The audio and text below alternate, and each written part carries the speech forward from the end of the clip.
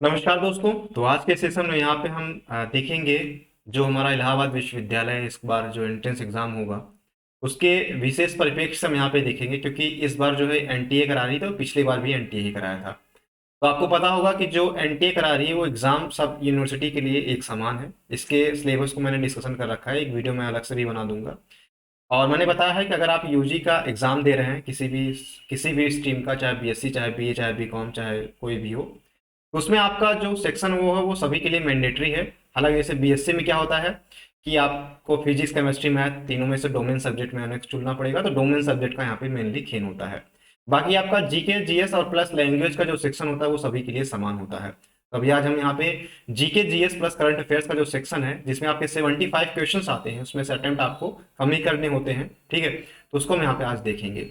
इसमें कुछ आपके क्या होते हैं, मेनली आपके GK GS plus current affairs होते हैं, प्लस जो मैथ होती है और रीजनिंग होती है। आपका वेटेज जो है बराबर का होता है, यानी करंट अफेयर्स का फोकस यहाँ पे आपको बेसिकली ज्यादा करना है। इसके बाद करंट अफेयर्स के साथ साथ में मैथ और जीके जीएस मैथ और रीजनिंग का जो क्वेश्चंस होते हैं वो बड़े आराम से हो जाएंगे अगर आपने थोड़ी बहुत भी मैथ पढ़ रखी है, ठीक है। जनरल सेंस से भी आप यहाँ पे सॉल्व कर सकते हैं। तो आज का हमारा प्रश्न जो है वो हम उसी तरीके से देखते हुए चलेंगे कि किस तरीके से प्रश्न हमारे जो है पूछे जाते हैं और किस तरीके से प्रश्न जो है 2023 के करंट अफेयर्स इंपॉर्टेंट है, जो कि आपके एग्जाम के पॉइंट ऑफ व्यू से काफी इंपॉर्टेंट रहने वाले हैं। तो पहला प्रश्न की हम यहाँ पे बात करेंगे। पहला प्रश्न हमारा है कि पाकिस्तान के प्रधानमंत्री किस प्रधानमंत्री को पद से हटाया गया। तो आपको पता भी होगा, इस बार जो है ये चर्चा में भी रहे थे। इमरान खान। जो ऑप्शन हमारा ए होगा वो सही हो जाएगा, तो option A will be the correct answer, ठीक है। इनसे संबंधित अगर हम यहाँ पे बात करें, कुछ चीजें जो है समझते हुए चलेंगे, तो इनसे संबंधित कुछ तथ्य भी होंगे जो कि हम यहाँ इसके इंपॉर्टेंट होंगे, ठीक है। तो उसको भी हम यहाँ पे देखते हुए चलेंगे, ठीक है। जैसे कि मैं बात करूं कि पाकिस्तान की राजधानी क्या है, इस्लामाबाद आपको याद रखना है। और इस समय कौन राष्ट्रपति हैं, डॉक्टर आरिफ अलवी। और प्रधानमंत्री वर्तमान समय के शहबाज शरीफ, ठीक है। बहुत ज्यादा चीजें आपको नहीं देखनी है पाकिस्तान के बारे में। अगला हमारा जो है कि भूटान की राजधानी क्या है। भूटान की राजधानी आप सभी को पता होगा काठमांडू है। तो ऑप्शन माफ कीजिएगा थिम्पू है, ठीक है। नेपाल की मैं बता रहा था काठमांडू। भूटान की थिम्पू है, option B will be the correct answer. और कुछ मैं बात करूं, जैसे नेपाल की, यहाँ पे मैं बात करूं कि नेपाल की राजधानी क्या है, तो नेपाल की राजधानी है काठमांडू। नेपाली रुपया चलता है। म्यांमार की है न्यापन्याहू। और बांग्लादेश की है ढाका, ठीक है। तो ये तीन इंपॉर्टेंट है, इसको भी आप यहाँ पे याद कर सकते हैं। अगला मैं प्रश्न बात करूं तीसरे नंबर की, तीसरा प्रश्न हमारा क्या है कि निम्नलिखित में से कौन सा 1857 के विद्रोह का तात्कालीन कारण था।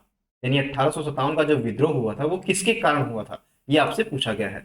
तो इसका जो करेक्ट आंसर होगा ये आप सभी को पता होगा, ये चर्बी वाले कारतूस जो थे अंग्रेजों के द्वारा जो यूज किया जा रहा था, उसका मेन विद्रोह का कारण यही था, ठीक है। इससे संबंधित अगर मैं बात करूं, तो इससे संबंधित एक तथ्य जो कि इंपॉर्टेंट है कि 29 मार्च 1857 को बैरकपुर में तैनात एक युवा सैनिक मंगल पांडे, जिनका नाम था, अकेले ही विद्रोह कर अपने ब्रिटिश अधिकारियों पर हमला कर देता है। फांसी पर लटका दिया जाता है बाद में। और इस घटना पर ज्यादा ध्यान नहीं दिया जाता, लेकिन इसे सिपाहियों के बीच आक्रोश और गुस्से को भड़का दिया था, जिसके कारण इसी को माना जाता है कि 1857 की क्रांति का मेन मुद्दा था, ठीक। अगला मैं बात करूं, तो अगला हमारा प्रश्न है कि Z device ZyCoV D vaccine का विकास किसने किया था। तो ये इसका विकास किसने किया था ये आपसे पूछा गया है। तो ये कैडला हेल्थ केयर के द्वारा यह खोजा गया है, इस वैक्सीन का विकास किया गया है, ठीक है। आ, बाकी ये भी आप यहाँ पे देखना चाहे तो देख सकते हैं कि सिप्ला लिमिटेड, ठीक है। इसको कंफ्यूजन मत कीजिए, ठीक है। आप इतना ही याद रखिए, क्योंकि ये वर्तमान समय में ये जो है न्यूज में है, तो इसको याद रखिएगा कि जाइकोव डी जो है कैडला हेल्थ केयर के द्वारा इसका विकसित किया गया है, ठीक है। अगला प्रश्न की बात करें, तुम्हारा पांचवा प्रश्न हमारा क्या है कि दही के निर्माण के लिए कौन सा जीवाणु जिम्मेदार होता है। ये काफी इंपॉर्टेंट है, साइंस का क्वेश्चन है और पिछले साल पूछा भी गया था। तो जो है आपसे पूछा गया दही के निर्माण के लिए कौन सा जो है आ, निर्माण जो है जीवाणु जिम्मेदार होता है, ये आपसे पूछा गया है, ठीक है। तो ये लैक्टोबैसिलस एसिडोफिलस, ठीक है। लैक्टोबैसिलस आपको याद रखना है। लैक्टोबैसिलस जो होता है वो दही के निर्माण के लिए, इसी के कारण जो है दूध फट के दही में परिवर्तित होता है, ठीक है। अब मैं बात करूं, तो इससे संबंधित कुछ की जो चीजें जो हमें देख लेनी चाहिए, जैसे कि प्रोटोजोआ जो है, यहाँ पे इंपॉर्टेंट तथ्य क्या है कि रोगजनक और एक तरफ आपको रोक दिया गया है। तो प्रोटोजोआ से मलेरिया फैलता है। जीवाणु जो होता है, जीवाणु के अंतर्गत आपके हैजा, क्षय रोग, ये दोनों आते हैं, ठीक है, जीवाणु के कारण फैलते हैं। कवक, जो कवक से क्या होता है, दांत, निफंगस प्लस टीनिया रोग जो है फैलता है। तो कवक से आप याद रखिएगा दांत फैलता है, जीवाणु से हैजा, क्षय रोग फैलता है। प्रोटोजोआ से बात किया जाए तो मलेरिया फैलता है, ठीक। और वहीं अगर मैं बात करूं कुछ और इंपॉर्टेंट तथ्यों की, तो विषाणु के कारण क्या फैलता है, तो विषाणु के कारण हेपेटाइटिस बी और डेंगू ज्वर, ठीक है, ये दो चीजें आपको याद रखनी है। हेपेटाइटिस बी और डेंगू ज्वर जो है विषाणु के कारण फैलता है। कवक से हमारा दांत याद रखना है। जीवाणु के कारण हैजा और क्षय रोग, ठीक है, फैलते हैं। प्रोटोजोआ से मलेरिया आपको याद रखना है, ठीक है। ये कुछ इंपॉर्टेंट तथ्य से जो इससे रिलेटेड थे। आइए अगले प्रश्न की बात करते हैं। छठा नंबर हमारा क्या है कि वायुमंडल दबाव को मापने के लिए प्रयुक्त क्या होता है। वायुमंडल दबाव को मापने के लिए कौन सा यंत्र जो है उपयोग किया जाता है, तो वो बैरोमीटर है। Option A will be the correct answer. ये छठा हमारा नंबर था, ठीक है। अब इसी तरीके से बात किया जाए जो इंपॉर्टेंट है, हाइग्रोमीटर से हवा में नमी मापी जाती है, इसको याद रखना है। एनीमोमीटर से जो है हवा की गति की दिशा को मापने के लिए एनीमोमीटर का प्रयोग किया जाता है। बेसिकली आपको हाइग्रोमीटर यहाँ पे याद रखना है। जो इंपॉर्टेंट होगा वो मैं आपको बताते चलूंगा, ठीक है। अगला हमारा जो सातवां नंबर है कि भारत में सिनेमा के संदर्भ में चंदन शब्द का प्रयोग निम्नलिखित में से किसके द्वारा किया गया है। तो चंदन शब्द किसके द्वारा प्रयोग किया गया है, ये कन्नड़, ठीक है, ये कन्नड़ शब्द के लिए प्रयोग किया गया है। जो पूछा गया कि भारतीय सिनेमा के संदर्भ में चंदन शब्द का प्रयोग जो है वो कन्नड़ के लिए प्रयोग किया गया है, ठीक है। टॉलीवुड भी हम यहाँ पे इसको कह देते हैं। अगला हमारा आठवां नंबर हमारा क्या है कि वह पदार्थ जो अधिकतम वायु प्रदूषण का कारण बनता है। तो अधिकतम वायु प्रदूषण का कारण बनता है, तो आपको याद रखना है कि सल्फर डाइऑक्साइड अधिकतम वायु प्रदूषण का कारण बनता है। और सबसे जहरीली गैस कौन सी होती है, तो कार्बन मोनोऑक्साइड, ठीक है, इसको आपको याद रखना है, जो कि गाड़ी के धुओं से निकलती है, आपको ये भी याद रख सकते हैं। और इससे संबंधित जो इंपॉर्टेंट तथ्य हैं इसको हम यहाँ पे स्किप कर सकते हैं। अगला हमारा 9 नंबर हमारा है कि एड्स फैलाने के लिए कौन सा प्रेरक जिम्मेदार है, यानी एड्स जो होता है वो किसके द्वारा फैलता है। एड्स जो है वो वायरस के कारण फैलता है, तो option B will be the correct answer, ठीक है। एड्स का आपको फुल फॉर्म भी याद रखना है, ठीक है, ह्यूमन इम्यूनो डिफिशियंसी वायरस, ठीक है, ह्यूमन इम्यूनो डिफिशियंसी वायरस, इसका जो फुल फॉर्म है एचआईवी का फुल फॉर्म है, ठीक है, एचआईवी का फुल फॉर्म जो कि पूछा जाता है। और एड्स का मतलब होता है एक्वायर्ड इम्यून डिफिशियंसी सिंड्रोम, ये एड्स का फुल फॉर्म है। एचआईवी का फुल फॉर्म है ह्यूमन इम्यूनो डिफिशियंसी वायरस, इसका फुल फॉर्म है, ठीक है। अब मैं बात करूं कुछ चीजों की जो हमने पहले ही पढ़ रखी है। प्रोटोजोआ के कारण कौन कौन सा रोग फैलता है, मलेरिया, नींद की बीमारी और कालाजार। मलेरिया आपको बेसिकली याद रखना है, malaria protozoa, malaria protozoa. Bacteria से प्लेग फैलता है, ठीक है, डिप्थीरिया फैलता है, आंत ज्वर फैलता है और यक्षमा फैलता है। लेकिन याद आपको रखना है प्लेग और यक्षमा, ठीक है। बैक्टीरिया से प्लेग, प्रोटोजोआ से मलेरिया, और फंगस जो है वो फंगस जो है वो दांत का कारण बनता है, ठीक है। इस तरीके से आप यहाँ पे चीजों को देख सकते हैं। वहीं 10 नंबर बात किया जाए कि फिक्की FICCI का पूर्ण रूप क्या है, यानी नाम आपसे फुल फॉर्म पूछा गया है। इसका फुल फॉर्म आपको बता दें कि federation of Indian chambers of commerce and industry, इसका फुल फॉर्म क्या है, federation of Indian chambers of commerce and industry, इसका फुल फॉर्म है। अब इसके बारे में कुछ बात किया जाए तो ये गैर सरकारी व्यापारी संघ है, इसकी स्थापना 1927 में हुई थी। घनश्याम दास बिरला और पुरुषोत्तम दास ठाकुर दास ने इसकी स्थापना की थी, ठीक है। इसको आप यहाँ पे, इसका मुख्यालय नई दिल्ली में है, फिक्की का, ठीक, इसको आप यहाँ पे याद कर सकते हैं। इसका फुल फॉर्म क्या है, federation of Indian chambers of commerce and industry. इसका स्थापना कब हुई थी, 1927 में। इसका मुख्यालय कहाँ पे है, नई दिल्ली में। इस चीज को आपको यहाँ पे ध्यान रखना है। अगला है भारत का राष्ट्रीय जलीय जीव क्या है, ये आपसे पूछा गया है। तो गंगा की डॉल्फिन जो है ये भारत का जलीय जीव के अंतर्गत आता है, ठीक है, इसको आपको याद रख लेना है। और मैं बात करूं INS-2ND संयुक्त उपग्रह अग्रदूत है। INS-2TD संयुक्त उपग्रह का अग्रदूत है। ये INS-2TD ये किन दो देशों का जो है उपग्रह, संयुक्त उपग्रह है, ये आपसे पूछा गया है। ठीक है, तो ये है भारत और भूटान का। ठीक है, option B will be the correct answer. इससे संबंधित मैं बात करूं तो ये उपग्रह आप यहाँ पे देख भी सकते हैं। ठीक है, गैलियम का तत्व, जो गैलियम होता है उसका जो है आपसे पूछा गया है कि प्रतीक क्या है, तो Ga जो होता है इसका प्रतीक होता है। ठीक है, इसको आप यहाँ पे याद कर सकते हैं। 108 तत्व जो है यहाँ पे दिए गए हैं, हाइड्रोजन, हीलियम, लिथियम। ठीक है, आपने याद भी किया होगा। और अगला हम देखिए, बात करें तो 14 नंबर है कि वर्तमान केंद्रीय वित्त मंत्री कौन है। ये काफी इंपॉर्टेंट है। ठीक है, देखिए निर्मला सीतारमण जी जो है, इसमें आपको पता भी होगा, वित्त मंत्री आपसे पूछा गया है। जो इस बार का बजट, अमृतकाल का पहला बजट जो है पेश किया गया था, ये निर्मला सीतारमण के द्वारा पेश किया गया था। ठीक है, अब देखिए गृह मंत्रालय जो है अमित शाह के अंतर्गत आता है। ठीक है, इसके मुखिया जो है वो अमित शाह है। सड़क परिवहन मंत्रालय आपको पता ही होगा, नितिन गडकरी। वित्त मंत्रालय निर्मला सीतारमण। विदेश मंत्रालय सुब्रमण्यम जयशंकर, और जिसे मैं जयशंकर भी कहते हैं। वाणिज्य और उद्योग मंत्री आपसे पूछा जाए तो वाणिज्य और उद्योग मंत्री वो पीयूष गोयल इसके अंतर्गत आते हैं। ठीक है, एक बार वापस से देखिएगा, गृह मंत्रालय अमित शाह, सड़क परिवहन मंत्रालय नितिन गडकरी, वित्त मंत्री श्रीमती निर्मला सीतारमण, विदेश मंत्री सुब्रमण्यम जयशंकर, और वाणिज्य एवं उद्योग मंत्री अगर पूछा जाए तो पीयूष गोयल इसके अंतर्गत आते हैं। ठीक है, ये 14 नंबर आपने देख लिया है। 15 नंबर आपसे पूछा गया है। 15 नंबर है कि राष्ट्रीय विकास परिषद की 10वीं पंचवर्षीय योजना का नेतृत्व किसके द्वारा किया गया था। तो 10वीं जो है पंचवर्षीय योजना का जो है नेतृत्व किया गया था, वो अटल बिहारी वाजपेयी के द्वारा किया गया था, 2002 से 2007 के बीच में।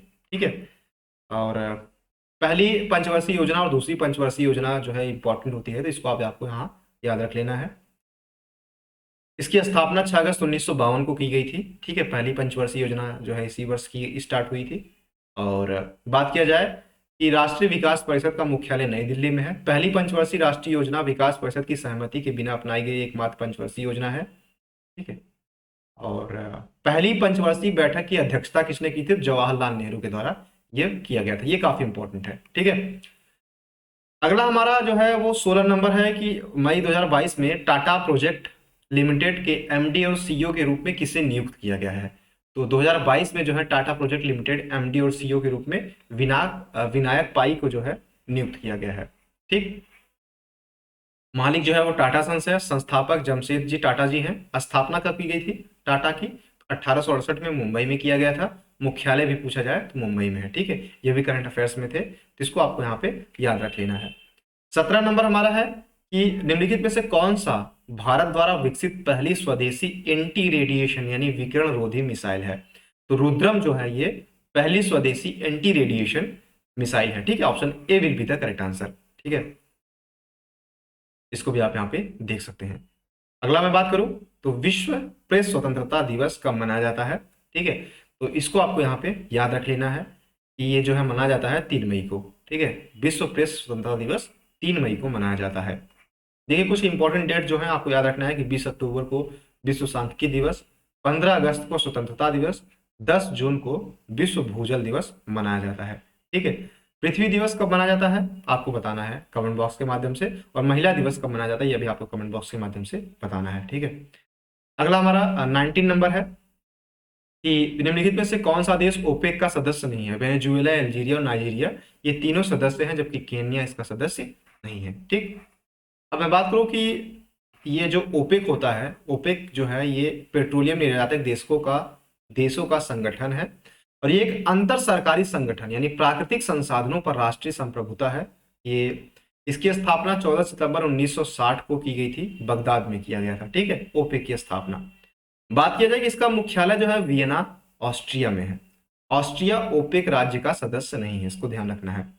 ठीक है, वर्तमान में ओपेक के सदस्य की बात किया जाए तो Algeria, Angola, Equatorial Guinea, Gabon, Iran, Iraq, Kuwait, Libya, Nigeria, Congo, गणराज्य, सऊदी अरब, वेनेजुएला, संयुक्त अरब अमीरात। ठीक है, तो इन देशों को मेनली आप देख सकते हैं, वेनेजुएला, संयुक्त अरब अमीरात, अरब, नाइजीरिया, अल्जीरिया और सऊदी अरब। 2-3 चीजों को आप याद रख सकते हैं, बाकी आप यहाँ पे ईरान, इराक तो आपको याद ही होगा। ठीक है, तो इससे रिलेटेड अगर प्रश्न दोबारा आए तो आप देख लीजिएगा। ठीक है, अगला अगला प्रश्न की बात किया जाए तो 20 नंबर हमारा क्या है?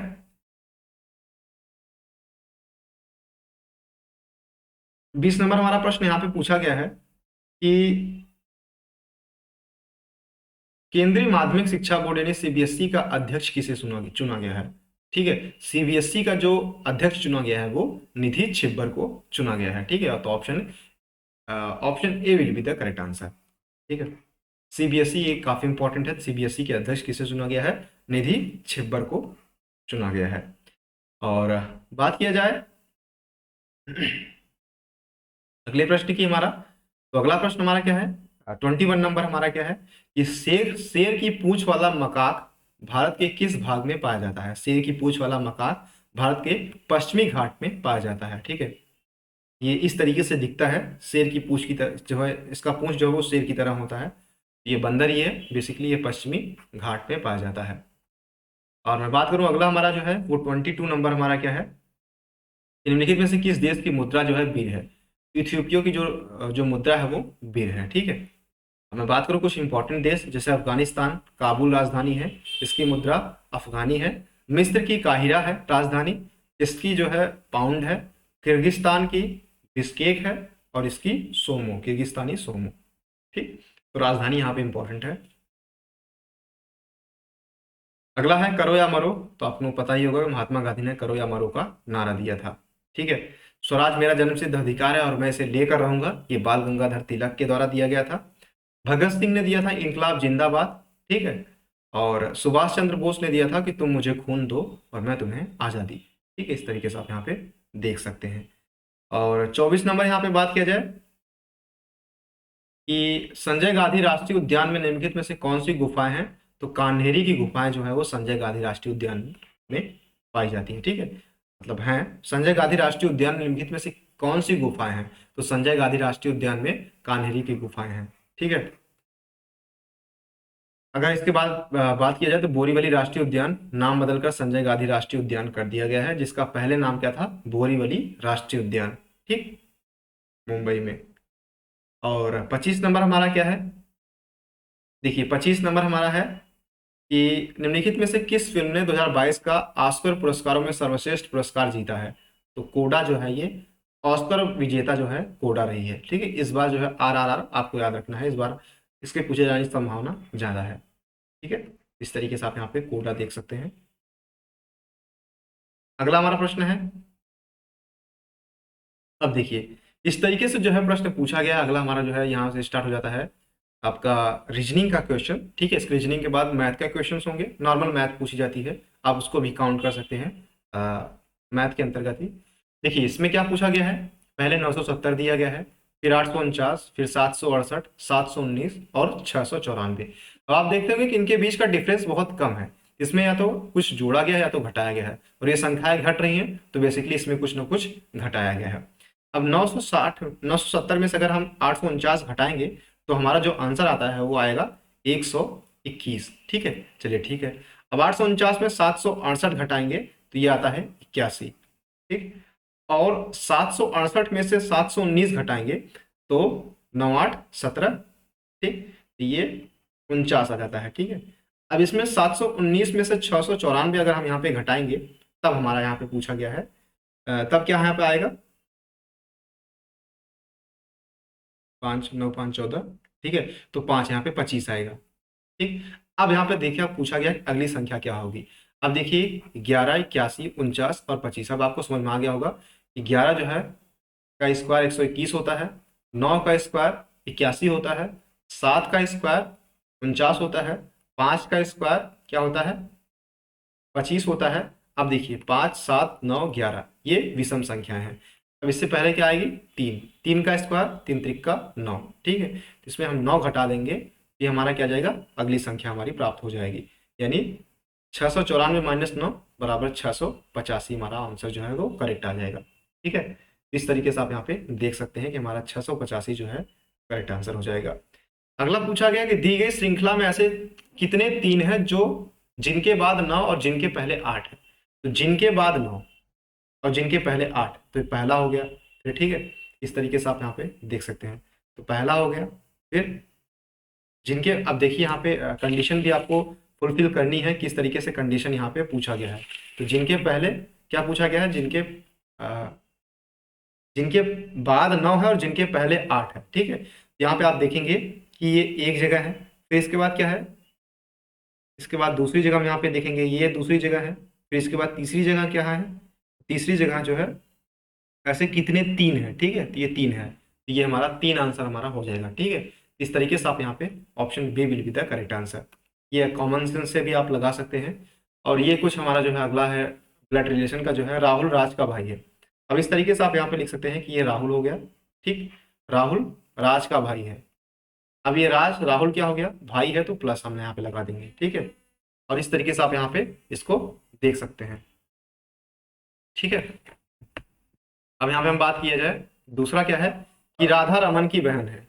राधा जो है, राधा जो है वो रमन की बहन है, रमन, ठीक है। इस तरीके से हम यहाँ पे देख लेंगे। अब यहाँ पे पूछा क्या गया है कि राज राधा का पुत्र है। जो राज है, ये राज जो है ये राधा का पुत्र है, ठीक है। अब ये पुत्र इसका हुआ, इसका भी पुत्र होगा, ठीक है। ये भी इसकी माँ होगी और ये भी इसकी माँ होगी, ठीक है। अब यहाँ पे पूछा क्या गया है कि तो राहुल राधा से किस प्रकार संबंधित है। तो राहुल राधा से, सिंपल सा क्वेश्चन था, बहुत ही आसान सा क्वेश्चन था। देखिए समझाने में थोड़ा सा वक्त लगता है, लेकिन जब आप इसको सॉल्व करेंगे तो बहुत आसानी से आप यहाँ पे सॉल्व कर पाएंगे, ठीक है। पुत्र का ऑप्शन यहाँ पे सही हो जाएगा, ठीक है। और इसी तरीके से हम अपना अगला प्रश्नों की बात किया करिए। तो अगला प्रश्न हमारा जो है, देखिए 29 नंबर हमारा क्या है कि यहाँ पे दिया गया SHARN को HSZIM लिखा जाता है, तो उसी प्रकार SHANU यानी शानु को कैसे लिखा जाएगा। तो अगर आपको यहाँ पे जो कोडिंग अगर याद होगा, तो SHARN, अब यहाँ पे क्या जोड़ा क्या घटाया जा रहा है, तो उसको आप यहाँ पे देख लीजिए। N जो है M का उल्टा होता है, सही बात है। अब यहाँ पे देखिए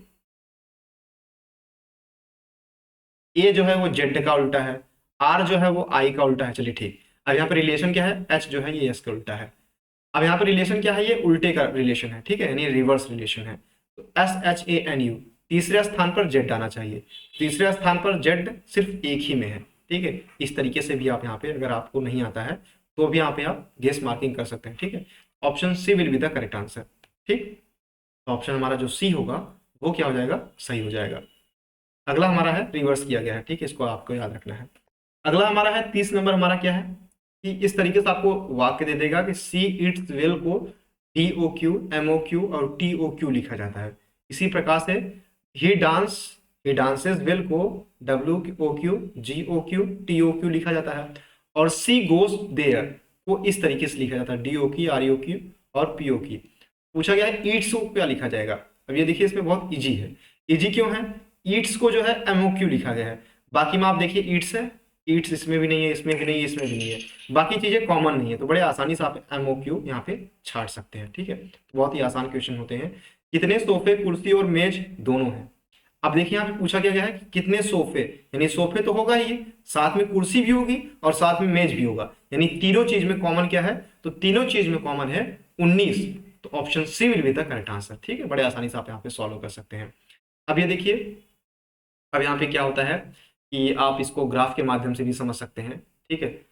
अब इस तरीके से आप यहाँ पे ग्राफ बना सकते हैं, तो ग्राफ के माध्यम से समझेंगे, जैसे कि कुछ आलू जो हैं सेब हैं और कुछ सेब आलू हैं, ठीक है।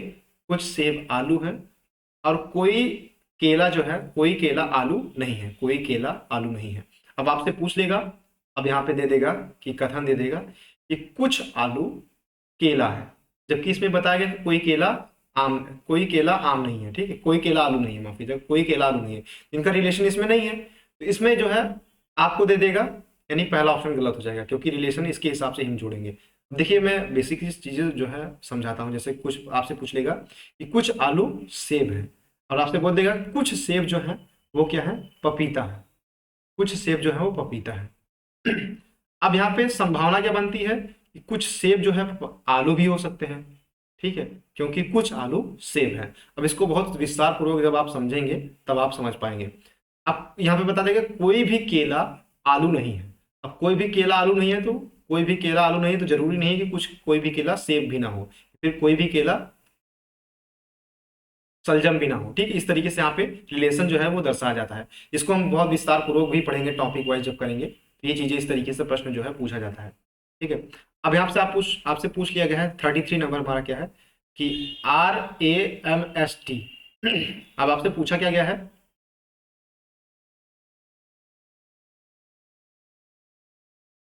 एक शब्द के अक्षर अव्यवस्थित और प्रत्येक अक्षर को अद्वितीय संख्या दी गई है। दिए गए विकल्प में से संख्याओं के उस संयोजन का चयन कीजिए जिसके तदनुसार व्यवस्थित अक्षर एक अर्थपूर्ण शब्द बनाएंगे।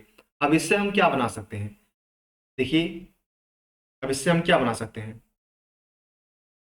देखिए SMART, स्मार्ट, स्मार्ट बना सकते हैं। ठीक है, तो एस का कोडिंग क्या हो जाएगा, 4 हो जाएगा। तो ये 4 एक ही ऑप्शन में है, तो option D will be the correct answer. बहुत ही आसानी का होता है, ठीक है, बहुत ही इजी लेवल का। इसको मैं डिस्कशन भी बेवजह करा रहा हूँ, लेकिन चीज़ें आपको लेवल समझ लेना है। मैथ और रीजनिंग तो हो जानी है, बहुत आसान होता है, लेकिन आपको बेसिकली जो है फोकस किस पे करना है, GK GS plus current affairs, mainly current affairs में ही आपको फोकस करना है। ठीक है, उसकी भी क्लासेस मैं PDF प्रोवाइड करा दूंगा जिस तरीके से प्रश्न जो है आता है। 34 नंबर क्या पूछा गया, एक लड़के से परिचय कराते हुए विराट कहता है इसकी माँ, मान लीजिए कि इसकी माँ मदर, इसकी माँ मेरी सास की एकमात्र पुत्री है। ठीक है, मेरी सास मदर इन लॉ की एकमात्र पुत्री है। ठीक है, एकमात्र पुत्री है। अब यहां से क्या पूछा गया है, लड़का विराट से किस प्रकार संबंधित है। अब लड़का का यहाँ पे पूछी गया है, इसकी माँ मेरी माँ की एकमात्र पुत्री है, इसकी जो माँ है वो मेरी सास की एकमात्र पुत्री है, तब आपसे पूछा गया है। ठीक है, अब पति हो जाएगा, सिंपल सी बात इसमें है, बड़ी आसानी से। तो माफ कीजिएगा, पुत्र है, चीजें थोड़ा सा गड़बड़ हो गई। ठीक है, देखिए एक लड़के का परिचय कराते हुए विराट कहता है। ठीक है, एक लड़के का परिचय कराते हुए विराट कहता है। अब यहाँ पे लड़का मैंने मिस कर दिया। ठीक है, मान लीजिए कोई लड़का जो है वो एक्स है।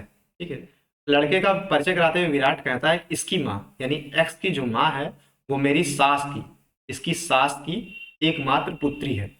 अब इसकी सास की एकमात्र पुत्री, ठीक है, और इसका बेटा एकमात्र पुत्री हुई, तो ये इसका यानी जो लड़का है विराट है, विराट जो है इसका पति हो जाएगा।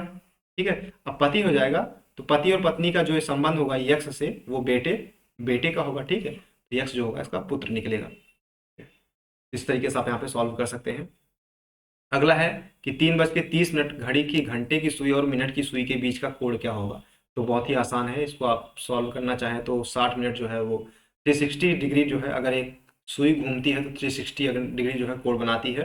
तो आपसे पूछा गया कि 3:30 की जो घंटे की सुई और मिनट की सुई के बीच का कोण क्या है, ये आपसे पूछा गया है। अब आज इसके लिए आपने पहले फार्मूला भी रट रखा होगा कि 60H माइनस 11m/2 इसका फार्मूला होता है। आप इसमें फार्मूला रख लीजिए।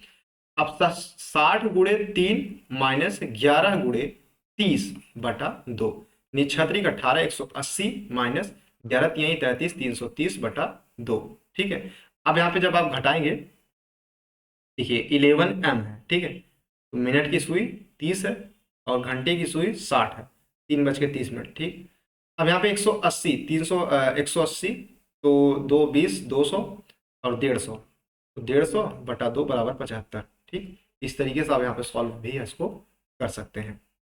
Option C will be the correct answer. अब इस तरीके से आप इसका जो है इसको भी निकाल सकते हैं। बाकी इसमें पूछा गया है कि अब देखिए 7 का स्क्वायर जो है 49 होता है, 7 से 49, 49 343 होता है। ठीक है, यानी पहले स्क्वायर किया गया है, इसमें फिर क्यूब किया गया उसी सेम संख्या का, 7 का स्क्वायर और 7 का क्यूब। अब 11 का स्क्वायर 121 और 11 का क्यूब क्या होता है, 1331 होता है। तो option A will be the correct answer. ठीक है, ऑप्शन ए हमारा सही हो जाएगा। ठीक है, अगला हमारा प्रश्न जो है पूछा गया है कि 16 लड़कों की पंक्ति में जब प्रकाश बाईं ओर से 2 स्थान खिसकाया जाता है तो उसका स्थान 7वां हो जाता है, तो पंक्ति से दाईं ओर उसका स्थान क्या होगा। बेसिकली इस प्रकार के क्वेश्चंस में आप जो है थोड़ा सा इस तरीके से लिख सकते हैं कि मान लीजिए 16 लड़के इस तरीके से बैठे हैं और ये हमारा बायां है और ये हमारा दायां है। ठीक है, अब आपसे पूछा गया 16 लड़के की पंक्ति में जब प्रकाश को बाईं ओर 2 स्थान खिसकाया जाता है तो उसका स्थान बाएं छोर से 7वां हो जाता है। 1 2 3 4 5 6 7। ठीक है, इस तरीके से 7वां हो जाता है। तो बताया गया है कि पंक्ति के दाएं ओर से उसका स्थान क्या था। अब देखिए यहाँ पे मान लीजिए पहले कहाँ पर था, पहले यहाँ पर था, तभी तो 2 स्थान खिसकाया गया है। तो इस तरीके से जब आप गिनती करेंगे तो गिनती करने के बाद यहाँ पे क्या आ जाएगा, हमारा करेक्ट आंसर आ जाएगा। ठीक है, हमारा करेक्ट आंसर जो हो जाएगा वो है 8वां हो जाएगा। अब इस तरीके से इसको भी देख भी सकते हैं, जैसे कि यहाँ पे मान लीजिए 16 जो है बच्चे बैठे हैं। अब प्रकाश जो है ये बाएं छोर से 7वां है। ठीक है, अब यहाँ पे पूछा क्या गया है, एक सेकंड में पहले इसको समझा देता हूँ, एक थोड़ा सा बहुत इजी क्वेश्चन है। 16 लड़कों की एक पंक्ति है, जब प्रकाश को बाईं ओर से 2 स्थान खिसकाया जाता है। बाईं ओर से ध्यान दीजिएगा कि जब बाईं ओर से मान लीजिए यहाँ पे पहले बैठा था, अब यहाँ पे इसको घसका दिया गया 2 स्थान पर। ठीक है, अब यहाँ पे पूछा क्या गया है, उसका स्थान बाएं छोर से 7वां हो जाता है। बाएं छोर से 7वां हो जाता है। 1 2 3 4 5 6 7 यानी 7 अब यहाँ पे है। ठीक है, यानी अभी यहाँ पे है, पहले कहाँ पर था, पहले 2 स्थान यहाँ से दाएं ओर से खिसकाया गया था, तो पहले यहाँ पर था। अब कहाँ पे आ गया, 7वें स्थान पे आ गया। तो दाहिने से पूछा गया है कि कौन से स्थान पे है, तो 1 2 3 4 5 6 7 8। ठीक है, इसको घटा भी सकते हैं। ठीक है, इतना आप मशक्कत नहीं करेंगे।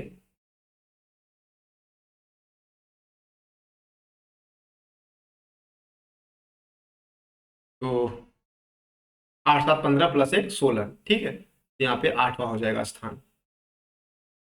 अगला है वर्गों की संख्या, आप गिन के भी यहाँ पे बता सकते हैं, 14 है। ठीक, आंसर हमारा जो है सही हो जाएगा। इसमें बड़े आसानी जो है क्वेश्चन जो है वो है बताया गया है, जैसे कि आपको इसमें बोर्ड मास का रूल जो है वो लगा है। पहले आप ब्रैकेट को सॉल्व करेंगे, फिर ठीक है, फिर डिवाइड करेंगे, फिर मल्टीप्लीकेशन करेंगे, फिर एडिशन करेंगे, फिर सब्ट्रैक्शन करेंगे यानी घटाव करेंगे। ठीक, इस तरीके से ब्रैकेट, फिर ऑफ हटाएंगे, फिर डिवाइडेड, फिर मल्टीप्लीकेशन, फिर एडिशन, फिर